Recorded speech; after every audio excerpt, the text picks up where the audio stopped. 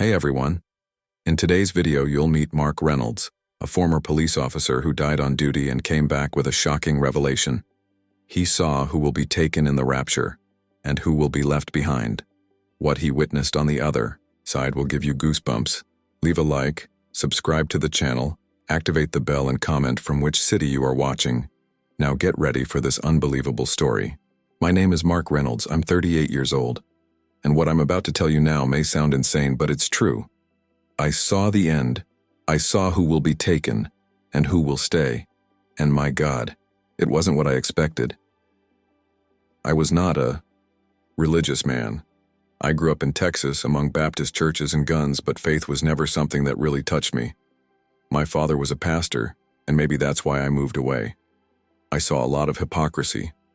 People who sang in the choir on Sundays and beat their wives at night. I followed another path. I joined the police. 20 years ago, I swore to protect the city of Fort Worth with my life. And for a while, it made me feel like someone.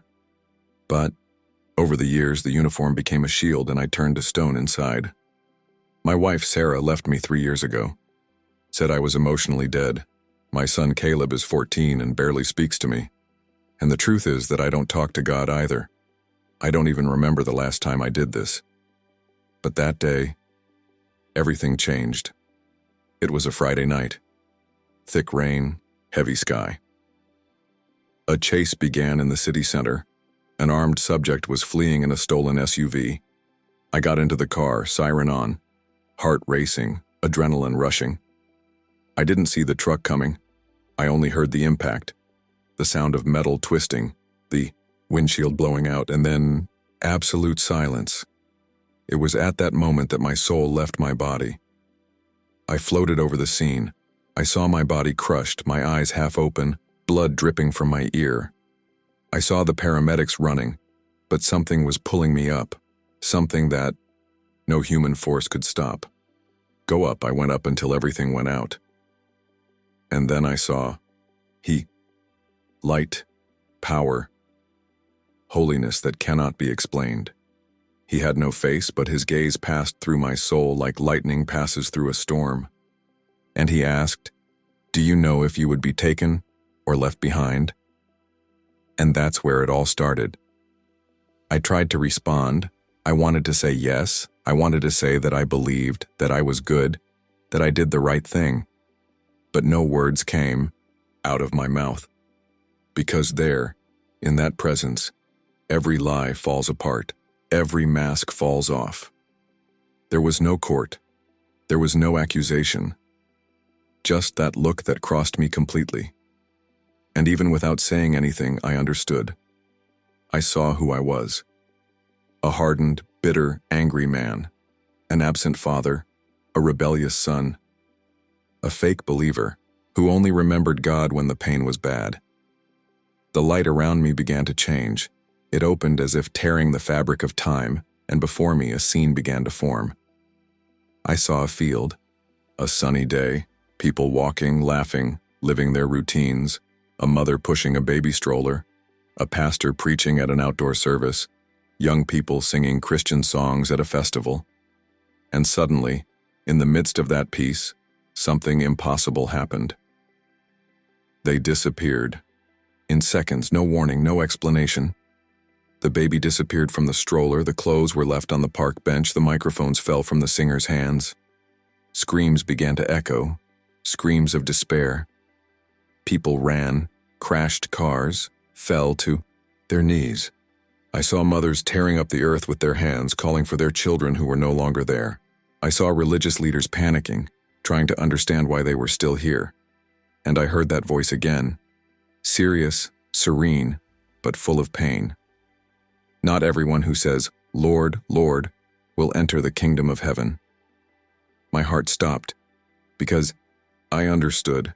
It wasn't about attending church, it wasn't about carrying a Bible, it was about true surrender, about real repentance, about living faith, not talking about it. And the worst was yet to come. I saw who was taken, and I saw who stayed, and that changed everything about me. I wanted to look the other way. I wish I didn't see it. But he couldn't. because this was more than a vision, it was a summons. I saw those who were taken, and nothing made sense, at least not in human logic. They were not the most famous religious people, not even those who had millions of followers on social media. They were not the most eloquent preachers nor those who gave packed shows. They were simple people, invisible. An elderly woman praying alone in her room, a former addict who gave up everything for the love of Jesus, a legless man who evangelized in a wheelchair, a teenager who went on secret fasts without anyone knowing. They were filled with a soft light which seemed alive. They climbed as if the sky was pulling them. Their faces glowed, and I knew. They were not being taken by merit, but by a kind of faith that I never understood, until now. And then I saw those who remained. Some were leaders, men and women who spoke beautifully, but whose hearts were dry. I saw a pastor who was famous, but at home he barely spoke to his children. I saw a singer who moved crowds but lived in adultery. I saw young people who danced, sang, made videos about God, and lived in sin when the camera turned off. They shouted, "Why, Lord, I served you, I praised you, I spoke about you," but the sky was silent. There was an anguish in the air that couldn't be compared to anything here. A feeling of abandonment, of weight, of finality. Not because God hated them, but because he was always there, and they never really wanted to know him. Then that voice spoke to me again, now inside me, like an echo that comes from the soul. The door closed, and many only try to enter after it is already locked. I knelt down right there, even without having a physical body.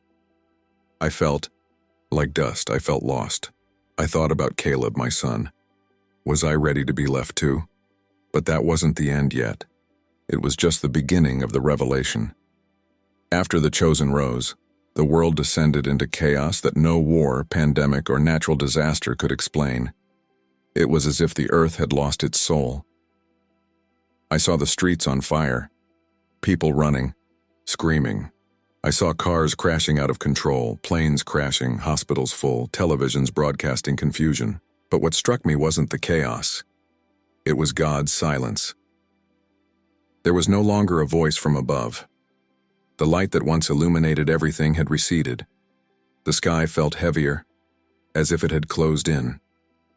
And in that new world, something terrible began to arise. I saw a system emerging too quickly to be natural. A charismatic leader appeared on screens, promising restoration, security, and peace. Millions followed him.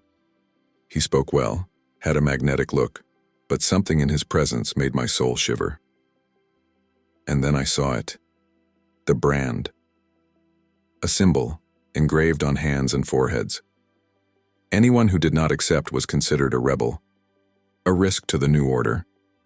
I saw people being hunted, arrested, tortured. Many were forced to choose between eating or denying their faith. And what destroyed me the most inside was seeing that many who previously said they believed were now surrendering. People who knew the Bible by heart. That one day he prayed fervently. Now they were on their knees before the system, exchanging their salvation for a plate of food. But not all. In a hidden corner, in the middle of a forest, I saw a small group. About 20 people. They were thin with deep dark circles under their eyes, but their eyes were bright.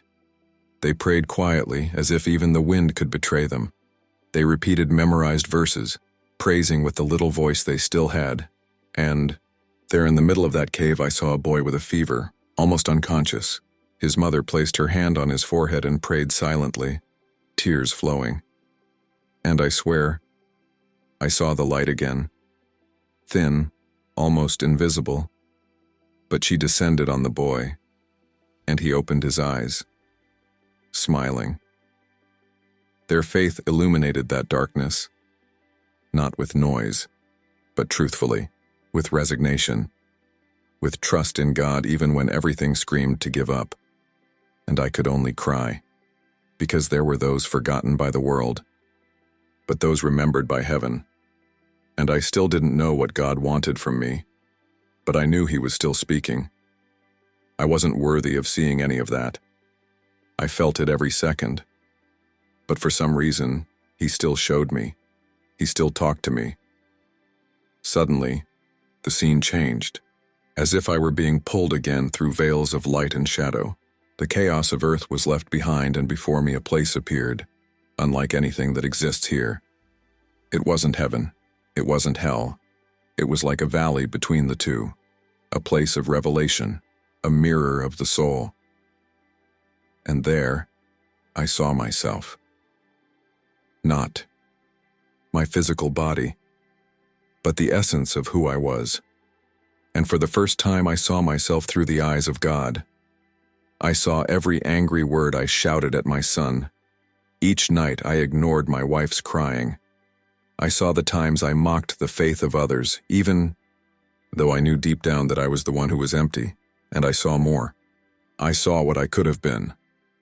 I saw little moments that I overlooked, but that could have changed everything. An invitation from my mother to go to church. The time my son asked if God existed. The day my heart almost sank when I heard worship music, but I turned off the radio and went for a drink. That place was the fairest court there is, that of truth. And there, God asked me a question that tore me up inside. What have you taught your child about me? I couldn't respond, I just cried. Because the truth is that I didn't teach anything. I taught that God is a name that is used to swear, that faith is a weak thing, that real men don't need to kneel. And all of this was now before me. Then He appeared again. The light. The presence. The voice. But now, He didn't ask. He stated, "You saw it, now you know. You will no longer be able to live as if you didn't know." And I understood. He wasn't punishing me. He was giving me a choice. Do you want to go back? My soul screamed. Yes, but along came fear. Back to what? I failed at everything. I'm not a good father. I'm not a good man. I'm not good at all. But then He said, "No one is chosen because they are good. I choose it because I love it." And in that moment, for the first time in a long time, I believed. When He said He chose me out of love, something inside me crumbled. It wasn't His fault. It was something deeper. It was brokenness. I didn't deserve to be there. I didn't deserve to see what I saw, but even so, He was entrusting me with a mission, not with shouts, not with orders, but with a look that said it all. Now that you've seen it, you have to warn others. The scenery around me began to change again, as if I were being taken to another level of reality. I saw my city, Fort Worth, the neighborhood where I grew up, the streets where I played as a child, the avenues I patrolled so many times as a police officer. But now everything was different. I saw the same church where my father preached, that old light wooden building with the faded sign. And then, as if seeing the future, I saw what would happen there. The church was full, but full of despair. People running, asking about their children, old friends from my childhood, neighbors, police officers, everyone panicked, trying to understand why some people disappeared. Why were so many others still there, crying, unresponsive? And I saw the truth in each of their eyes. They weren't ready. They thought they were, but they weren't. And then suddenly, I saw a small group gathered at the back of the building. They didn't scream. They didn't run. They were kneeling. Deep silence. And there in the middle of that group I saw my son, Caleb. He was praying, alone, with eyes closed and hand on chest. My son, the one I almost lost completely, was now one of the few who truly cried out to God from the heart. My soul screamed, because I understood that there was still time for him, and maybe, out of mercy, there would still be time for me, too. It was then that he spoke again.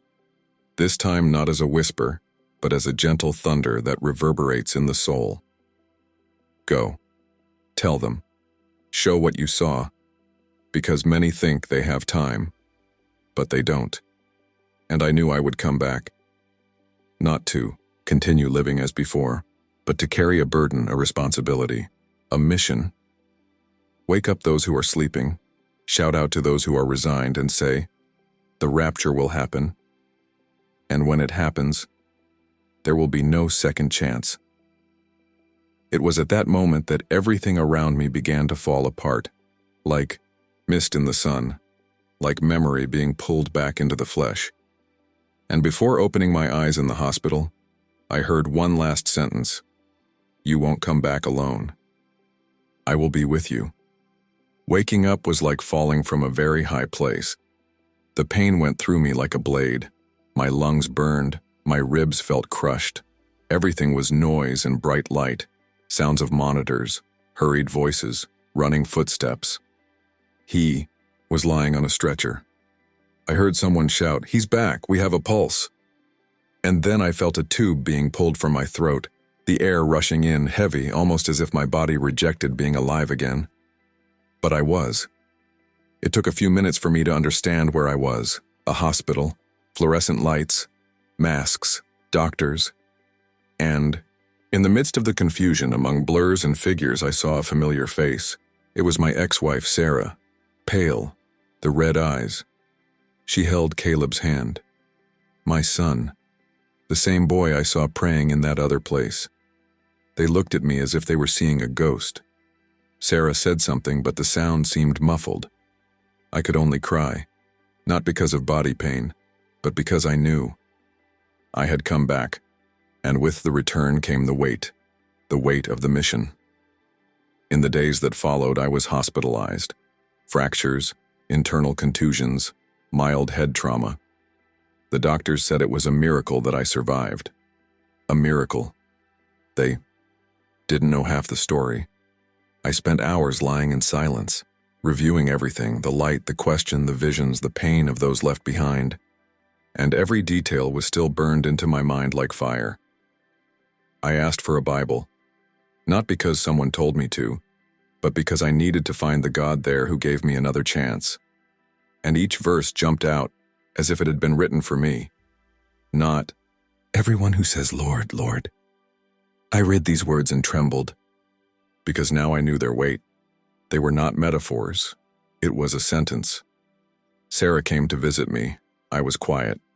He looked at me like someone who doesn't know if he believes. Until one day she asked, "What happened to you in that car?"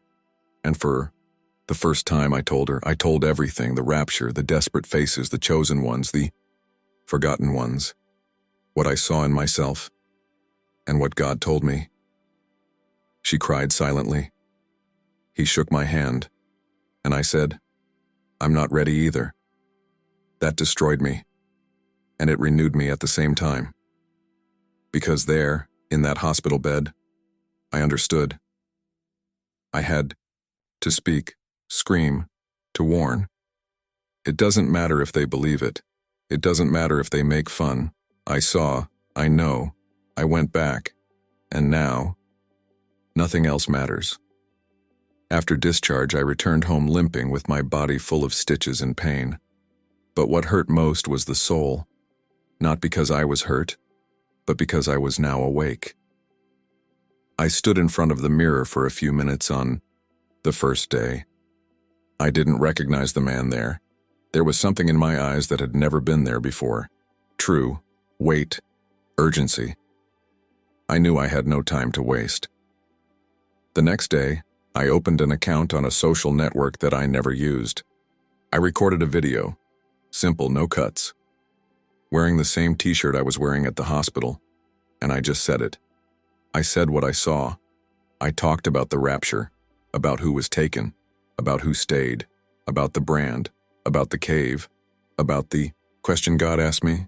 I didn't do it for fame. I did it because my soul burned. I did it because his voice still echoed, "Go, tell them." The video spread. It didn't take long. Thousands began to watch. And in the midst of so many comments, I saw two types of people. Those who mocked. They called it delirium, a lie, theater. And those who cried, saying they felt like it was real, People who said they were living a fake life. People who said it was the warning they needed. And I understood. That was why I came back. Sarah watched the video. At the end of the day, she sent me a message. 3 words that seemed to shout louder than any preaching. I too will return. Return to God. Not as tradition, but as surrender. Caleb looked at me that night with his eyes shining. He didn't say anything.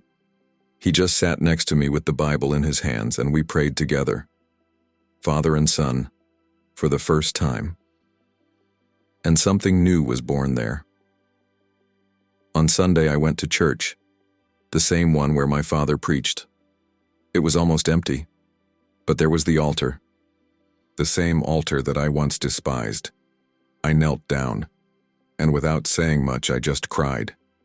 A cry from someone who saw the end, from those who came back from the other side, from those who know they are here by a thread of mercy.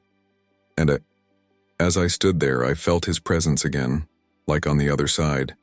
You are doing what I asked you. And once again I promised, I won't stop. Since that Sunday, my life has turned upside down, not because of the repercussions, but because of the calling. I can't live like I used to anymore. I can't talk about empty things. I can't ignore the signs. Every place I go, every person I meet, I see it differently now. I don't see faces anymore. I see souls, and the question torments me all the time. Will this person be taken or left behind? There are too many people playing with eternity, people who think they will have time to regret it when it all starts. But I saw it. There will be no warning. There will be no last chance. It will be in the blink of an eye. I receive messages every day. People telling their sins, their struggles, their fears. Some say, I'm going back to church. Others, I want to return to Jesus, but I'm not ready yet. And when I read this, my soul screams, can't wait. The door will close. A friend of mine from my old police days called me. He said he saw my video and he laughed at first, but then he couldn't sleep. He dreamed of the rapture. He dreamed of the same brand that I saw. He cried on the phone. He asked me, man, is it really real? And all I could say was, I was there, and I came back to warn you. Caleb started taking the Bible to school. He said a colleague laughed at him. But on the same day, another colleague asked for prayer. People are desperate for truth, but we are afraid to speak. And while we hesitate, time is running out. In my last video, I looked straight into the camera and said, if you are still waiting for a sign from God to repent, here it is. You are listening now because He is still giving you time, but don't count on tomorrow, because I saw tomorrow, and when the door closes, it doesn't open again. Sarah now goes to church with me.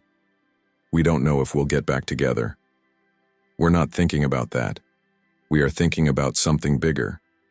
In salvation, in preparing our son, to warn those who are still sleeping. Because at the end of the day, this is the biggest war that has ever existed, and the battlefield is invisible. But destiny is eternal. Today I woke up with a heavy heart, as if something was about to happen, as if time had become shorter. I went to the balcony. The sky was clear, the sun was shining. Children went to school, cars passed slowly. Everything seemed so normal. But I knew this normality is an illusion. The world is about to change. And most are still sleeping. I looked at the sky and said a prayer, not the kind full of pretty words, just one sentence. Lord, help me wake up those who can still be woken up. I know a lot of people will continue to mock. You will continue saying that it is crazy, that it is exaggeration, that it is fanaticism. But those same people, I saw their faces the day it all happened, confused, crying, screaming for answers that would no longer come. The rapture will be like this. Suddenly, While people are at their jobs, their parties, their distractions, no warning, no chance to fix anything, the door will close. And when it closes, it won't matter how many times you went to church.